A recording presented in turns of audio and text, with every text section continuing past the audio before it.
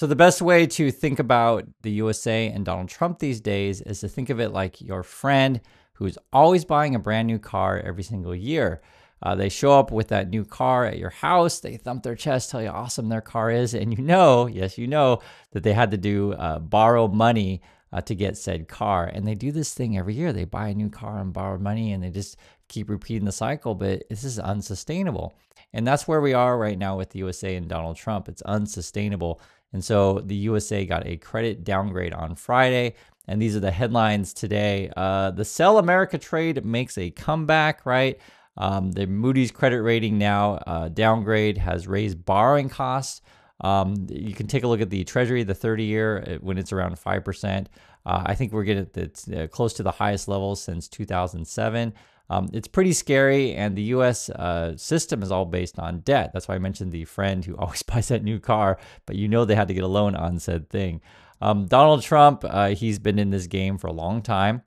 He inflates the value of his home. So in this situation, Trump inflated his net worth by $2.2 billion. The judge said, yo, that's fraud. And, you inflate your assets, you borrow money on said things, and you try to keep the cycle going and juggle the balls as long as you can. But ultimately, things do catch up with you, and that's why our credit rating was cut. The White House is trying to defend it, though, in our current deficit spending. Have a listen to this. Just a quick follow-up. Is the president okay with this bill adding to the deficit? This bill does not add to the deficit. In fact, according to the Council of Economic Advisors, this bill will save $1.6 trillion. And the president absolutely understands and hears the concerns of fiscal conservatives and of Americans who want to get our fiscal house in order. That's what the intention of this bill is. So I guess according to Karen Levitt, we're borrowing money to get the new car, but we're saving so much money by getting a new car. That's what I hear when I hear her talk. I don't know where she's come up with these numbers because honestly, all the articles and everything, just the math itself, we're deficit spending, and that's what it is. Headline: Trump's tax bill will probably increase the deficit. So again, this is very different than that's come from CNBC and Dan Clifton, strategist. Different than what the White House is saying, of course. And you also got the Wall Street Journal saying the stark math on the GOP tax plan, it doesn't cut the deficit. In fact, according to this, it says the current proposal would increase projected budget deficits by nearly $3 trillion through 2034. You'll hear different numbers because, some, depending on which math you want to use, some may say 4 trillion added to the debt, some may say 2.9 or 2.5 trillion added. This is 3 trillion, but the math that the Republicans are using, at least at the White House, I'm not quite sure where they're getting or saving money, but again, this is justifying buying that new car on borrowed money as effectively. And then you got this. This is the breaking news today. Moody's put out another downgrade on the USA, but this time it's on our banks. It says Moody's cuts deposit ratings at major banks after downgrading USA. So first, the country gets downgraded under Trump, and now our banks are downgraded. It says here, Moody's ratings cut its ratings for deposits at some of the biggest banks. So that's Bank of America, JP Morgan, and Chase. We're also talking about Bank of America, Wells Fargo, JP Morgan, and what's going on with our unsecured debt ratings. Effectively, if we're worried about people, not being able to pay back money that they owed, right? And also the system's built on debt, and you get a domino because, Joe borrowed from Mary, and Mary borrowed from Sally, and Sally borrowed from, Francis. And then suddenly, going back to whoever the first one was, Joe or Mary or whatever, can't pay back the next person.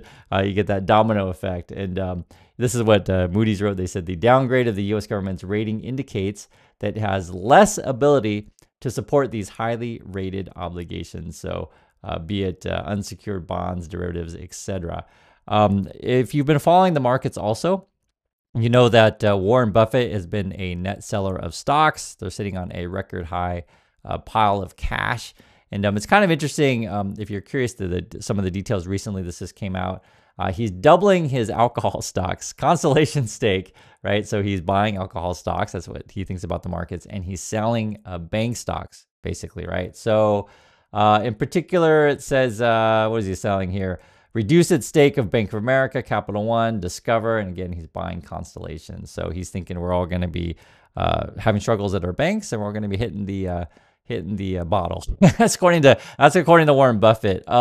This is Jamie Dimon, the CEO over at Chase. Let's see what he says here. Personally, And I don't like making forecasts, stuff like that. I am not a buyer of credit today. Okay, I think credit today is a bad risk. I think that people who haven't been through major downturns are missing the point about what can happen. All right, so he's not enthusiastic about credit right now, or people paying back their loans effectively, or people paying back the money that they're owed. And again, that's why I mentioned that the friend of yours that always shows up with the shiny new car based on borrowed money. He's not a buyer of that kind of stuff. Let's see what else. This was actually an interesting one. This is Jim Milstein. Let's see what he has to say. But to be clear, this one big, beautiful bill is going to add $3.3 trillion to the deficit if everything is temporary, is kept temporary. And if they extend things permanently, it's going to add $5.2 trillion to the deficit. But it's worse. And they're using even bigger numbers than what we talked about in the Wall Street Journal. He's like, well, we could talk adding, 5.2 trillion. So when the White House is saying we're saving money and everyone else is saying, no, that doesn't how the math works out. I'm going to go with everyone else on this one. And let's see what more they have to say here. Right. Because just imagine, these projections are all made on a 10-year basis. Yeah. And they assume, consistent economic growth. So just imagine the Trump tariffs because of the uncertainty and the variability, and is it 145% yesterday or 40% today on China? Imagine we have a recession. In the last 5 or 6 recessions, the budget deficit actually blows out because tax revenues go down and spending increases. So that's a really good point, because again, depending on which numbers you use, you're projecting 10 years out. And if Trump really, really damages the country to where, no one trusts the USA anymore, our credit ratings, cut, and our growth really, really slows. And remember, Trump essentially puts a sales tax, right? The tariffs, essentially a sales tax on everything. People are really going to struggle, and that's why they're mentioning this kind of stuff. And so, I think you guys, if you watch this channel, you already know the White House, what they say. A lot of stuff doesn't add up, but I just want you to hear other people's opinion on this stuff. Listen to some more, though, how the uptick in borrowing costs affects many different things, be it cities or companies. How listen to this. You made this point once to me before that you cannot be rated domiciled in the U.S. at a rating above the U.S. government. This is part of the problem, right? Well, no governmental unit can be rated higher than the federal government. So, the states and the municipalities who issue tax-exempt debt, this is all going to have impacts on them, because at the end of the day, their sovereignty depends, largely on the sovereignty of the United States. The stone rolling down the mountain. But for corporates, sure, there's always a spread to the 10-year Treasury. So if the 10-year Treasury is, as it is slow, the yield is slowly moving up, not really because of the Moody's downgrade, but really because of the imbalance in the federal government's finances and the huge.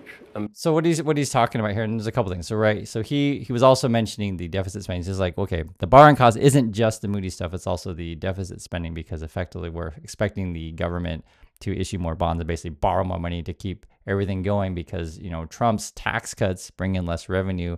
And then I guess we're increasing spending on the military and otherwise. Basically, our deficit is not great, right? You guys understand this.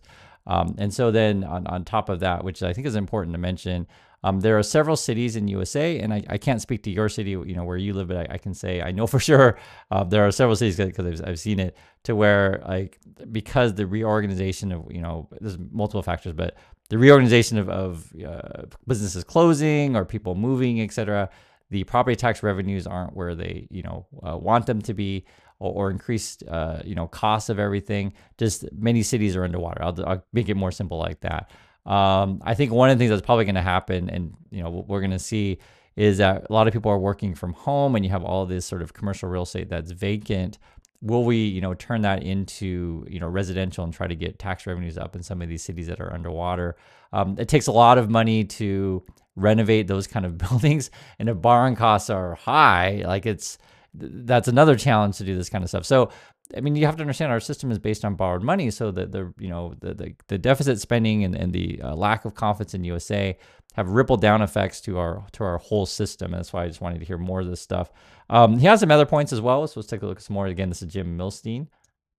Amount of deficits they have to finance, and because the Yellen Treasury Department and now Scott Bessent's Treasury Department is funding short, rather than long, there you have huge refinancing obligations as that short-term debt has to be refinanced. So this year, in the next 12 months, Bessent is going to have to refinance $8 trillion worth of the federal debt and finance a $2.5 trillion budget deficit. But I do want you to get a different perspective on said things. So let's take a look more at what the White House has to say regarding deficits and the budget. Let's watch. Elena. Hi, Ken. I want to ask you about the House budget bill. So does the president agree with Republicans behind this bill that Medicaid work requirements should be implemented as soon as 2026? So the president wants to preserve and protect Medicaid for Americans who... So basically what we're talking about is Medicaid cuts, right? So the math doesn't add up. So when in doubt, give tax cuts to wealthy individuals, tax cuts to billionaires, and to try to help the math, cut your Medicaid, right? And so what they're going to say is, well, what we're going to do is we're going to add work requirements. And effectively, then it'll make it difficult or more difficult for people to get their Medicaid. So listen to how they describe it, though, and then we'll go through it. This program was intended for the most vulnerable in our society: pregnant women, low-income families, seniors, those who truly need these benefits. And it should be going to people who physically cannot work. We want to see able-bodied Americans at least working 20 hours per week, whether that's part-time or full-time, whether that's even looking for work or volunteering for 20 hours a week if they are receiving Medicaid. So what they're going to do is that they're going to try to add more work requirements, right? And they'll say, well, you know, you're able-bodied, grandma, get back to work, etc. I think they're saying, was it 20 hours a week? So the way that they'll be able to cut benefits for people, though, is by making their reporting more difficult. So it could be the website where you need to report that you did your work or volunteer service. The website's not funded, it's slow, it's confusing, it doesn't work that well. Or they could make it to where, all the stuff and all the forms you have to fill out like all the time is very burdensome for some people, be it access to internet is difficult for some people or otherwise. It's just, you add a level of bureaucracy, essentially, is what they're going to be doing. Or they could constantly change the requirements of how to do said things. They'll just make it more difficult. And then they're going to also make the case that Biden, wanted more work requirements. It was weird because, every time you look up stuff from the White House, they're either misleading or just frankly lying. I found this in 2021. The Biden administration moves to end work requirements in Medicaid. So it's counter to what the White House was saying. There's a bunch of articles on this particular thing if you want to take a look. So it gets really, intricate and detailed. But the point being, though, is that the Republicans and Trump, they want to give tax cuts to billionaires and wealthy individuals, and they want to cut Medicaid. That's what we're looking at. If you call them out on any of their nonsense, they get really angry. So Trump has had a spat with CBS. This was actually headlines today. CBS News CEO quits as owner Paramount and navigates lawsuit with Donald Trump. This kind of pressure on the press is not good. I'll just be perfectly frank. It is not good. And ultimately, I think a lot of people are going to be pushed out. I think that's what we're looking at. I mean, you literally just see it right here. And it's important to, call it the BS when we see it. So that's why we're going through this stuff. Let's see what more the White House has to say. The goal of this bill is to produce economic growth, to cut taxes, and to get our fiscal house in order. And this is the right step in the right direction. Right, so they want to cut taxes for rich people. That's what they keep saying, basically. And then their concepts like, why would you do that? Well, the money's going to trickle down and you're going to be all awesome. And it's the Reagan stuff. You've heard it in the 80s, and basically the gap between the rich and poor will keep getting wider. Let's see more what they have to say. I want to get the president's reaction to Moody's downgrading the credit rating of the United States. Sure. Well, look, the president talked about this over the weekend. The Secretary of Treasury also talked about it. When you look at the world has confidence in the United States of America and our economy once again. The president just last week secured trillions of dollars in investments from countries in the Middle East. We have seen trillions of dollars of investments flowing into our economy. Right. So they keep saying that we're just all getting rich. Trillions of dollars are coming in, guys. Trillions, And I always have to point this stuff out. What he did in the Middle East, he's looking to enrich himself, build golf courses, hotels, all this kind of stuff. And then countries in the Middle East, they make pledges. So it's not like the money's actually coming. Unless you've seen that money, just let me know. Do you have a check from Saudi Arabia sitting in your mailbox right now? Please let me know. I'd like to hear. But the point is, again, it's all pledges. The other issue is a lot of this, phantom money is based on, they're going to invest in AI and crypto and all this wonderful new technology that's going to make everything grow.